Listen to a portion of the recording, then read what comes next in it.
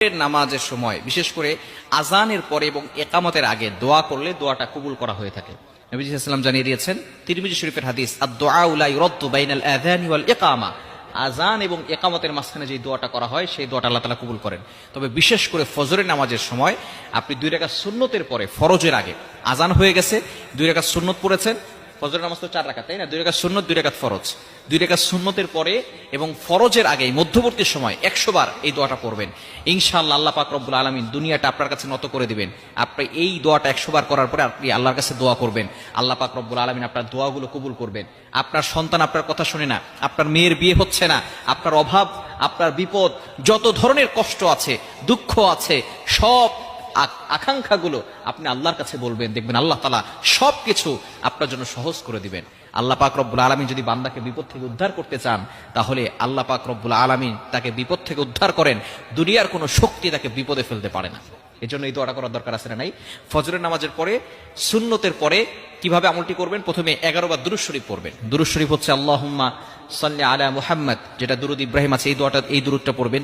এটা সবচেয়ে ফজিলতপূর্ণ দুরূদ। যদি এটা না পারেন তাহলে সাল্লাল্লাহু আলাইহি ওয়াসাল্লাম, এটাও একটা দুরূদ।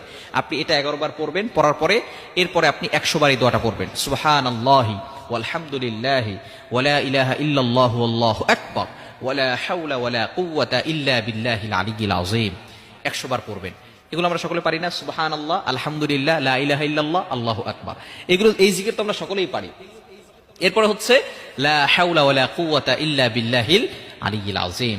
একেবারে পরিচিত, সকলের কাছে পরিচিত, একেবারে সহজ যে বাক্যগুলো আছে, সবচেয়ে সহজ এবং আল্লাহ তাআলার কাছে প্রিয় বাক্যই হচ্ছে 4টি বাক্য, সুবহানাল্লাহ, আলহামদুলিল্লাহ, লা ইলাহা ইল্লাল্লাহ, আল্লাহু আকবার। এই 4টি বাক্য হচ্ছে আল্লাহ তাআলার কাছে সবচেয়ে প্রিয় বাক্য। সুতরাং আপনি ফজরের সুন্নতের পরে 11 বার দুরূদ শরীফ পড়বেন। এরপরে আপনি এই দোয়াটা পড়বেন, সুবহানাল্লাহি ওয়ালহামদুলিল্লাহি ওয়ালা ইলাহা ইল্লাল্লাহু আল্লাহু আকবার ওয়ালা হাওলা ওয়ালা কুওয়াতা ইল্লা বিল্লাহিল আলিয়্যিল আযীম। 100 বার পড়ার পরে এরপরে আপনি আল্লাহর কাছে আরো 11 বার দুরূদ শরীফ পড়ে আল্লাহর কাছে দোয়া করবেন। আল্লাহ পাক রব্বুল আলামিন অবশ্যই আপনার দোয়াগুলো কবুল করবেন।